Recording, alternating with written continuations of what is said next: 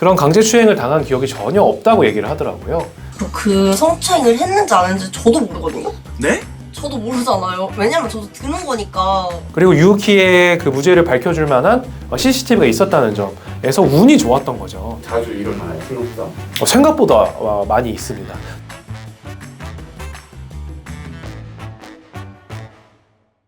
안녕하세요. 상쾌한 배변 배진성 변호사입니다. 오늘은 성범죄 고소 그리고 무고에 관한 얘기를 나눠보려고 하는데요. 최근에 그 유우키라는 이제 유튜버와 밀키라는 방송인 분쟁이 좀 화제가 됐었는데요. 일단은 밀키랑 유우키라는 분이 술자리를 가졌던 것은 사실로 보이는데, 이제 유우키 쪽의 입장은 불필요한 터치나 이런 것들이 전혀 없었다는 입장인 거고, 이 밀키라는 분은 자신이 이제 성적 수치심을 느낄 만한 추행이 있었다라고 이제 주장을 한 거죠. 그래서 이제 밀키라는 분이 유우키를 고소를 했는데, 그게 이제 불송치 결정이 나왔다라고 합니다. 이제 불송치 결정이라고 하는 것은 경찰에서 혐의가 인정이 되지 않는다고 판단을 한 것인데요. 거기에 대해서 고소인이 이의 신청을 하지 않게 되면은 일반적으로 거기에서 이제 종결이 되는 경우가 대부분입니다.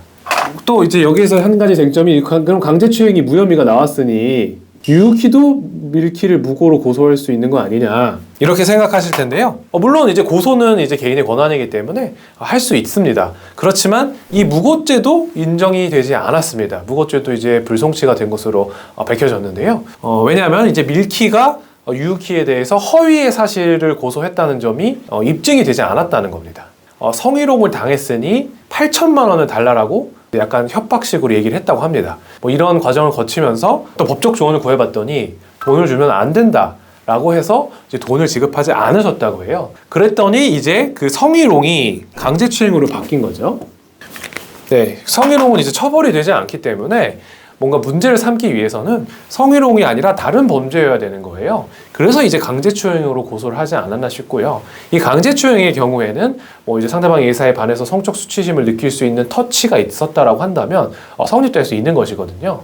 그 뒤에 성희롱이 아닌 강제추행으로 고소를 한 것은 무고의 가능성이 좀 굉장히 높은 사안인 거죠. 이거는 사실 수사기관이 적극적으로 수사를 아직 하지 않았다라거나 충분한 증거를 확보하지 못했을 수도 있지만, 저 개인적으로는 이 정도 수준이 되면은 무고죄로서 좀 적극적으로 수사를 해서 밝혀볼 만한 사안이다, 이렇게 생각이 듭니다. 일단 기본적으로는 밀키 본인이 그런 강제추행을 당한 기억이 전혀 없다고 얘기를 하더라고요.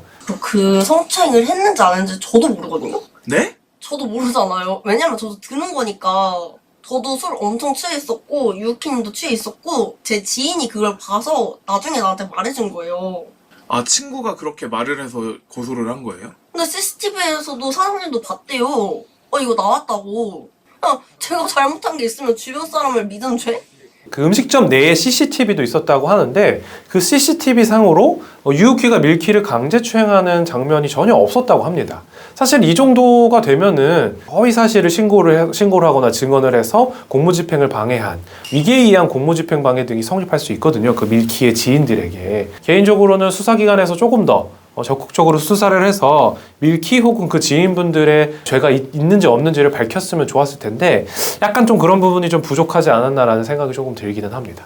그리고 그 관련 과정에서 이제 밀키가 유우키의 핸드폰을 가져가서 거기에 있는 자료들을 이렇게 몰래 가져갔다, 이런 얘기도 있던데, 이것은 사실은 명백한 이제 비밀 침해죄가 성립을 할 것 같고요. 그리고 또 그 과정에서 밀키가 트위터인가 어디에 글을 올렸는데, 거기에 이제 다른 분이 나도 당했다, 나도 성희롱이든 성추행이든 당했다. 그게 이제 사실의 경우에는 공익적인 목적으로 명예훼손이 인정이 되지 않을 수도 있겠지만, 허위 사실의 경우에는 이제 허위 사실 역시에 의한 명예훼손도 성립될 수 있는 그런 범죄 행위라고 생각이 들고요. 그리고 이제 CCTV 상으로도 그렇게 명백하게 강제추행이 없었다라고 밝혀지는 경우가 그렇게 흔치가 않습니다.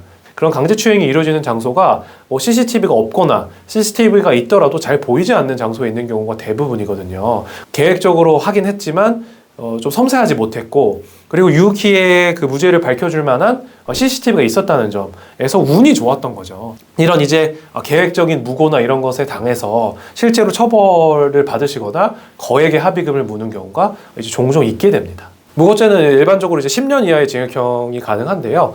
대부분 초범의 경우에는 집행유예가 많이 나오고 뭐 1년에서 3년 이 정도의 가벼운 처벌만 받고 있는데 저는 개인적으로는 무고가 명백하게 인정되는 경우에 대해서 좀 강하게 처벌을 하는 것이 필요하다고 생각을 합니다. 물론 무고를 쉽게 인정을 해서 진짜 선량한 피해자가 억울하게 무고죄로 처벌을 받는 것은 당연히 막아야겠지만 명확하게 무고인 것이 인정될 수 있는 경우에는 굉장히 강하게 처벌을 해야만 그러니까 무고가 밝혀지지 않아서 성범죄 가해자가 되는 경우를 조금이라도 줄일 수 있지 않을까 싶어서 조금 그런 부분에 있어서는 개선이 필요하지 않을까 싶습니다. 이런 일이 그냥 보통 일반인들한테도 자주 일어나요, 생각보다? 생각보다 많이 있습니다. 저희가 예전에 한번 다뤘었던 것 같은데 성범죄로 고소를 어떻게 해서 돈을 어떻게 받아내는지에 대한 가이드라인에 대한 글도 올라왔었는데 그 내용이 굉장히 충격적이었거든요. 실제로 이런 일들이 생각보다 많이 발생하고 있고 그 수사기관이나 법원에서도 굉장히 곤란해하고 있습니다. 특히 이제 성범죄 같은 경우에는 무고가 워낙 많다 보니까 실제로 성범죄를 입으신 분들도 고소를 했을 때 무죄나 무혐의로 종결되는 경우도 있거든요. 그래서 그런 부분에 있어서 조금 현실적인 어려움들이 많이 있다 이렇게 생각하시면 됩니다.